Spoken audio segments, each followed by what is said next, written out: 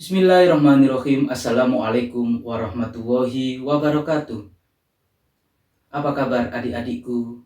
Hari ini kita masih tetap melaksanakan proses pembelajaran jarak jauh. Materi yang saya sampaikan hari ini adalah mengenai tentang aktivitas pembelajaran melalui pembelajaran atletik. Untuk itu, ikuti video pembelajaran berikut ini.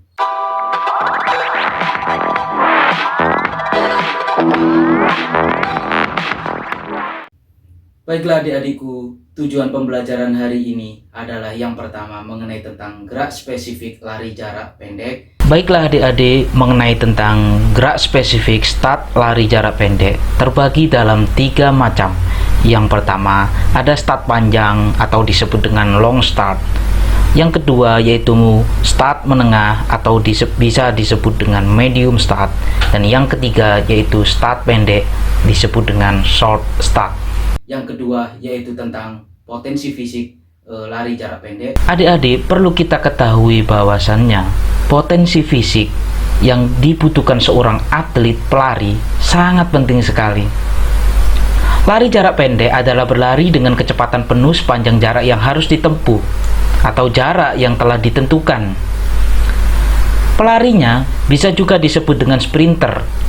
Sedangkan pembagian nomor lari adalah sebagai berikut.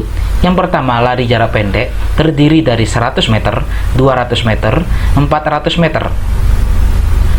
Yang kedua, lari jarak menengah terbagi dalam 800 meter, 1500 meter.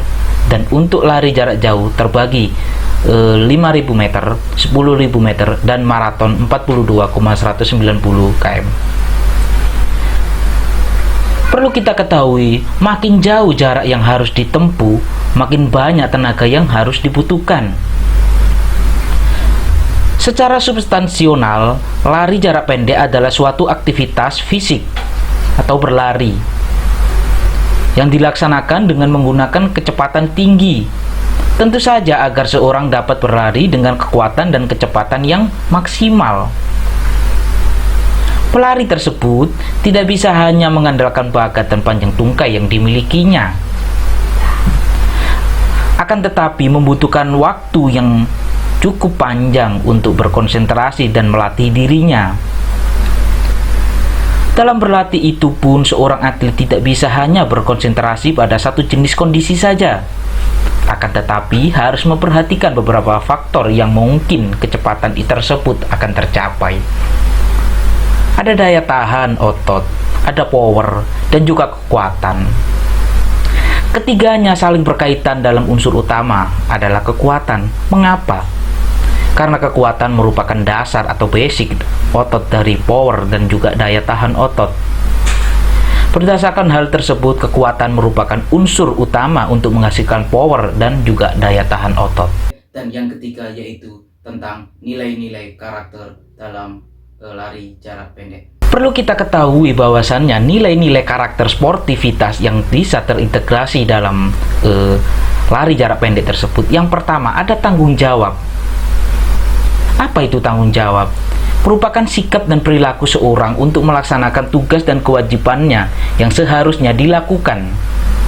Terdiri dari terhadap diri sendiri, masyarakat, lingkungan, atau alam sosial dan budaya, juga negara dan Tuhan Yang Maha Esa. Itu adalah sikap tanggung jawab. Bagaimana praktik dalam olahraga agar bisa terintegrasi nilai karakter tanggung jawab itu? Yang pertama, kesiapan diri melakukan sesuatu. Kalau misalnya kita latihan, ya harusnya tepat waktu. Kita mempunyai tanggung jawab, jam 7 kita latihan, harus tepat waktu untuk jam 7 harus datang untuk latihan. Tidak boleh molor dan tidak boleh malas-malasan. Merupakan tanggung jawab kita sebagai seorang olahraga, atlet, dan lain sebagainya. Yang kedua, disiplin dalam latihan dan bertanding. Program-program yang telah diterapkan oleh pelatih diikuti dengan baik. Merupakan tanggung jawab diri sendiri. Kalau pelatih menginginkan potensi fisik itu harus meningkat, harusnya kita mempunyai tanggung jawab untuk meningkatkan potensi fisik tersebut. Itu merupakan tanggung jawab sebagai kita, sebagai atlet. Lalu ketika kita mampu mengintegrasikan nilai-nilai karakter tanggung jawab tersebut, bagaimana praktik dalam kehidupannya? Tentu kita memenuhi tanggung jawab, memenuhi kewajibannya, dan juga kita dapat dipercaya. Tentunya pengendalian diri yang sangat bagus. Nah, itulah mengintegrasikan nilai-nilai karakter dalam olahraga. Tentunya bagaimana praktik dalam kehidupannya saya sebutkan tadi. Yang kedua, nilai karakter kompetitif. Merupakan suatu hal yang berhubungan dengan sebuah persaingan atau kompetisi. Itu merupakan karakter kompetitif.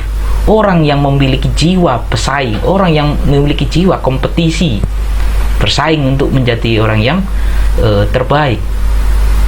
Bagaimana praktik dalam kehidupan, bagaimana praktik dalam olahraga untuk mengintegrasikan nilai kompetitif ini? Yang pertama, tentunya kerja keras untuk memperoleh kemenangan dalam suatu pertandingan itu. Misalnya berlari, kita tidak mau kalah dengan lawan kita. Kita harus menang. Bagaimana caranya? Pakai strategi apa yang harus kita lakukan? Latihan apa yang harus kita lakukan? Disiplin bagaimana caranya? Nah, itu merupakan tanggung jawab, merupakan kerja keras untuk memperoleh kemenangan. Yang kedua, pantang menyerah. Kita tidak mau kalah gitu. Kita harus menang, membawa nama baik. Misalnya kita membawa nama baik madrasah, kita harus menjunjung tinggi. Tentunya kita harus gigih gitu. Nah, ketika kita mampu mengintegrasikan karakter kompetitif ini, bagaimana praktik dalam kehidupannya? Tentunya kita memiliki sifat bersaing secara baik, yang sehat, sopan, adil, dan tentu tidak akan curang. Yang kedua, yaitu penasaran. Dia akan mencari tahu penyebabnya. Apa kekalahan saya? Mengapa dia menang? Mereka berpikir bahwasannya, baik pelatih, baik atletnya, mereka akan berpikir, kenapa saya kalah? Apa penyebabnya? Harusnya saya bagaimana? Nah, itu praktik dalam kehidupannya. Nah, adik-adik, tugas laporan olahraga dalam mingguan ini tentunya harus kalian laksanakan, ya. Yang pertama yaitu lakukan olahraga di rumah atau di luar rumah dengan memilih olahraga mana yang kalian sukai. Tentu tidak seperti biasanya laporan ini. Biasanya kalian melaporkan dalam satu minggu itu berolahraga berapa kali, dalam satu minggu itu misalnya 3 kali. Hari ini tugasnya adalah beda dengan minggu-minggu kemarin, tapi kalian boleh memilih olahraga apapun itu yang kalian sukai. Tentunya satu minggu bisa 1 kali tentunya. Yang kedua yaitu buatlah laporan olahraga mingguan sesuai dengan contoh atau format slide yang ada di berikut ini. Adik-adik tidak perlu mencetak atau print hasil laporan tersebut, cukup kalian tulis tangan di buku tulis atau kertas sejenisnya agar memudahkan untuk kalian. Lalu yang keempat yaitu kirim foto tersebut ke e-learning madrasah untuk batas pengumpulan 1 minggu terhitung mulai jam pembelajaran berlangsung. Nah, jadi kalian tulis di buku, nanti kalian foto saja lalu kalian kirimkan ke aplikasi e-learning madrasah MTSN 2 Lamongan. Itu sebagai bukti bahwasannya hari ini kalian melakukan olahraga. Hari ini minggu ini kalian melakukan olahraga dan melaporkan dalam bentuk portofolio tersebut. Perlu kita ketahui adik-adik bahwasanya harus ingat kita, yang kalian kirimkan ke e-learning bukanlah aktivitas gerak spesifik lari jarak pendek, melainkan olahraga yang kalian sukai. Kalian bebas memilih olahraganya. Jika mengharuskan keluar rumah dengan olahraga bersepeda atau goes, harusnya kalian menerapkan 3M itu. Apa? Menggunakan masker, mencuci tangan, dan menjaga jarak. Nah, adik-adik, ini adalah contoh laporan olahraga mingguan.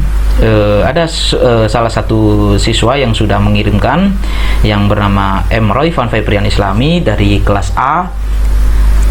Contohnya jenis olahraganya apa ditulis di kertas, lalu berapa menit durasinya, misalnya 40 menit ini, lokasi olahraganya di mana, dia memilih di kecamatan Gelaga, di desa Gelaga, karena dia goes jadi keliling ya mungkin ini. Nah, manfaat olahraganya jangan lupa. Dengan melakukan olahraga goes, manfaatnya apa? Contohnya ini, dengan bersepeda atau goes dapat memperkuat otot jantung, menurunkan denyut nadi, istirahat, dan mengurangi kadar lemak darah. Nah, itu menurut hasil dari laporan olahraga mingguan dari salah satu siswa tersebut. Bagaimana adik-adik? Sudah paham bukan? Itu sedikit materi yang telah saya sampaikan. Semoga bermanfaat untuk kalian. Sampai bertemu di pembelajaran selanjutnya. Wassalamualaikum warahmatullahi wabarakatuh.